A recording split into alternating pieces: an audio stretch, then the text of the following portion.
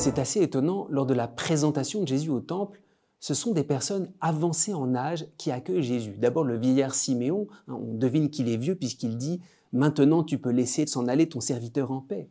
Et puis la prophétesse Anne, on nous dit que c'était une veuve, qu'elle était âgée, on nous dit même son âge, elle avait 84 ans. Alors c'est très étonnant, ce sont des personnes avancées en âge qui accueillent l'enfant Jésus.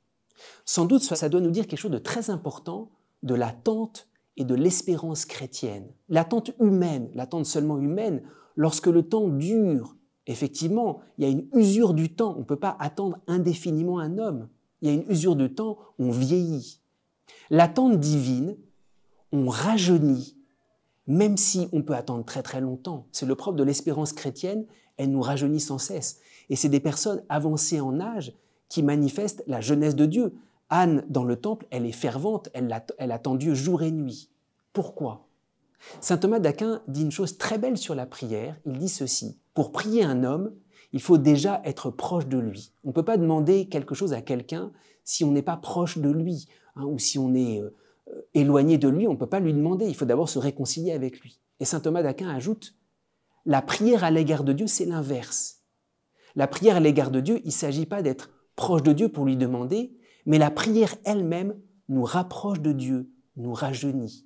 La prière et spécialement l'adoration a une vertu de rajeunissement.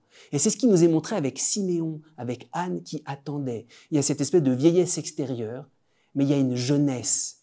La prière et spécialement l'adoration rajeunit notre âme. Alors on nous montre, ces deux personnes âgées, qui nous montrent la véritable attente. Une âme de prière est une âme jeune. Parce que le fait même de prier, par-delà les réalisations, une prière humaine, quand on demande quelque chose à quelqu'un que ça ne se réalise pas, ça entraîne le découragement. Une vraie prière chrétienne, même si les choses ne se réalisent pas, la prière chrétienne réalise une telle unité, un tel rajeunissement avec Dieu, que même si les choses ne se rajeunissent pas, l'âme elle-même se remet à vivre. La prière, l'adoration a cette vertu de rajeunissement intérieur. Alors, présentation de Jésus au temple, c'est auprès de ces personnes âgées qui extérieurement sont beaucoup plus vieux que les autres, mais par leur prière, par leur adoration intérieure, rien n'a pu enlever leur jeunesse et ils sont plus jeunes que tout, malgré les événements, malgré les apparences contraires.